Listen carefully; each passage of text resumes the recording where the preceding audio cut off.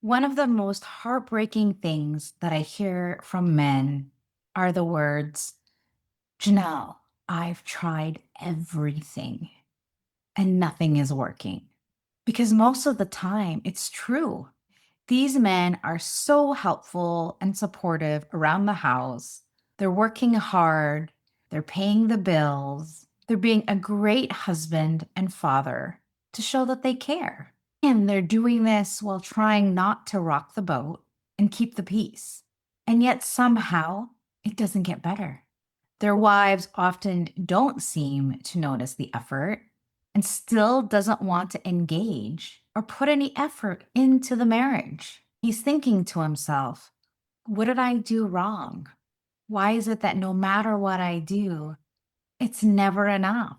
If that sounds familiar to you, I want you to watch this entire video because the problem might not be what you think it is.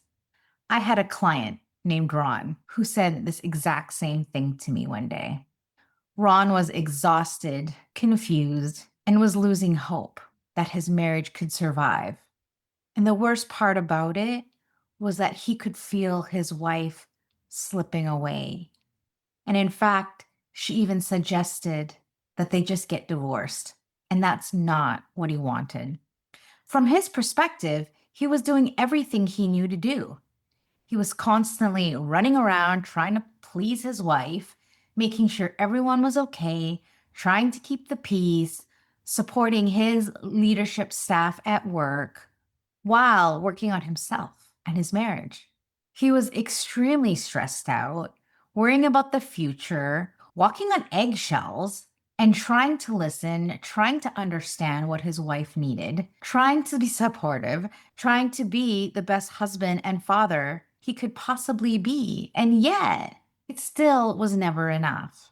And he felt like no matter what he did, it was always wrong. The thing is, Ron wasn't a bad guy. Quite the opposite, in fact. He always went above and beyond for everyone, and especially his family. His family was everything to him. One of the biggest struggles that he had was he felt guilty anytime he upset someone, and especially his wife. He hated conflict, and he just wanted everyone to be happy. And he wanted to feel appreciated, loved, and that he mattered. But in trying so hard not to upset anyone, he had completely lost himself. His wife would go out with friends, go away on girl trips every few months, and do whatever she wanted. And Ron would just stay home and take care of everything while she was gone. And yet, despite all this effort and loyalty, she seemed completely checked out. And honestly, I've heard some version of the story hundreds of times. Men who love their wives, men who deeply care about peace in the family, men genuinely trying to make it work. And yet, somehow, despite their efforts, their marriage is failing. Ron described his wife as cold and distant. He would often call her difficult. And she complained that he was emotionally unavailable, unaffectionate, and someone who didn't know how to listen. And she felt unheard, unimportant, and alone. And now she was so angry that he was making changes now when she had been asking for these changes years and years ago. So her thought was like, why now? And because she no longer trusted that these changes would last, she often questioned his motives and sincerity. And the more he tried to prove that he cared through his actions, the more she wanted nothing to do with him. But as we dug deeper to try to figure out where did this all begin, where did this pattern of behavior start, we discovered something that we both didn't expect. Ron shared with me a story. When he was 5 years old, he told his father that his new stepmom was mean and he didn't like her. And his father's response was, you shouldn't say things like that. And in that moment, that little boy learned something. And that is, my feelings don't matter. I shouldn't complain. I shouldn't rock the boat. And I should just keep my feelings to myself and suck it up. And 50 years later, he was still living by these rules and beliefs. And what Ron thought was kindness was often self abandonment. And what he thought was patience was often avoidance. And what he thought was keeping the peace was actually avoiding the truth. He wasn't expressing his needs. He wasn't sharing his feelings. And he wasn't addressing the growing resentment between them. But there was another piece that he couldn't see, that over the years, he had created a story about who his wife was. He started to view his wife as difficult and started to think things like, she's impossible to please. Nothing I do is ever enough. She's mean. And whether these thoughts or beliefs were true or not, they shaped how he thought of her and how he showed up. Every complaint sounded like a criticism. Every emotional outburst felt like an attack. Every expression of frustration felt like proof that he was failing.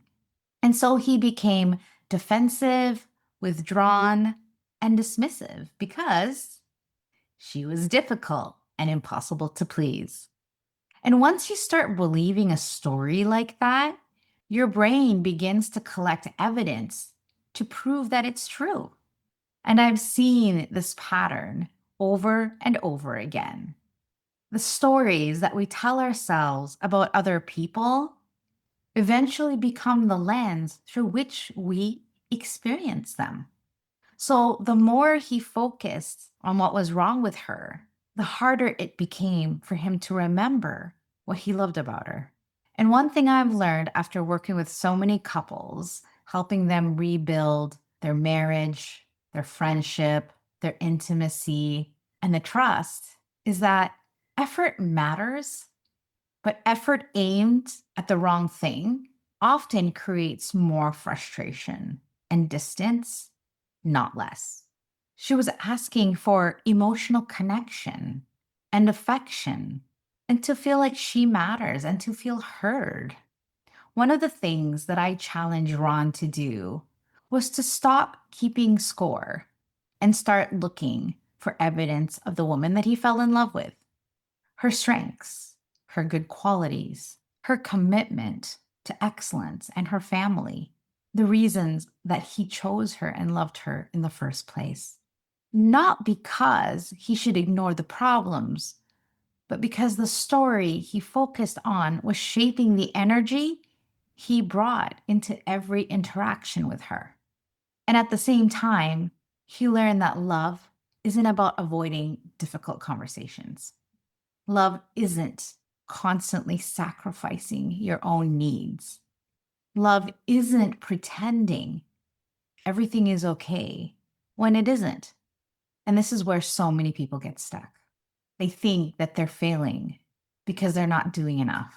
But often they're exhausted because they're doing everything except the one thing that actually needs to happen. And they avoid difficult conversations because of the emotional impacts of those conversations. They suppress their own needs, they walk on eggshells, and they tolerate things they should address. And they call this love, patience, and sacrifice. But sometimes what looks like love is actually fear, fear of conflict, fear of rejection, fear of upsetting someone they love, and the fear of being abandoned or being alone. And what finally changed for Ron wasn't that he was doing more, it was that he was simply thinking and being different. He stopped trying to prove that he cared and started learning how to connect. He learned that saying, I understand, wasn't the same thing as making someone feel understood. He learned empathy and he learned how to listen with curiosity and not defensiveness.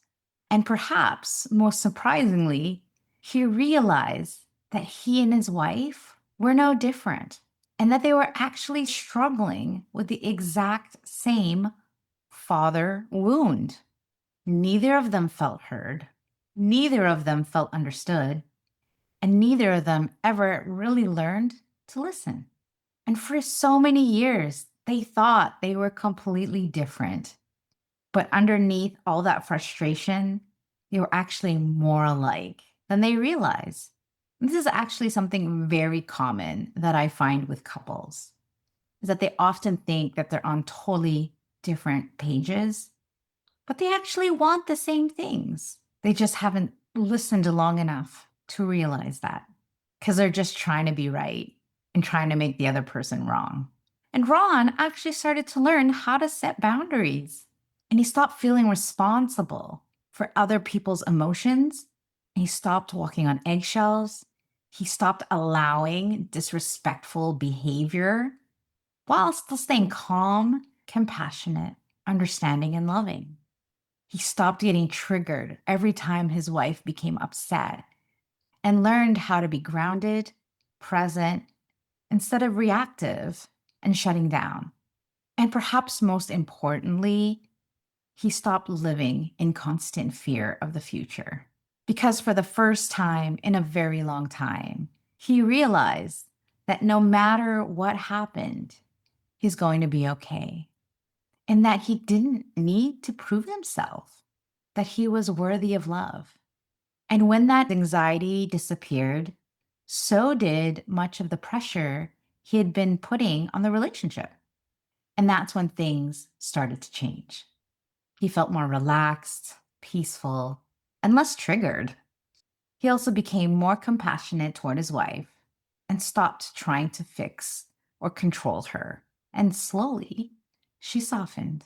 So if you've tried everything and you're still in the same place, stop asking yourself, what else can I do? And start asking yourself, am I solving the right problem? Because working harder doesn't help if you're doing the wrong work. Ron thought that his job was to keep the peace, but keeping the peace was exactly what was costing him his marriage. Peacekeeping and peacemaking are not the same thing. Peacekeeping avoids problems. Peacemaking addresses them. And the conversations you're avoiding today often become the resentments you're living with tomorrow. And some of the biggest breakthroughs that I've seen in marriages didn't happen when someone learned a new communication technique. It happened when someone learned to become an emotional leader and finally have the courage to be honest about what they've been afraid to say. And sometimes the thing standing between you and the relationship you want and deserve isn't a lack of effort. It's the conversation that you've been avoiding for years.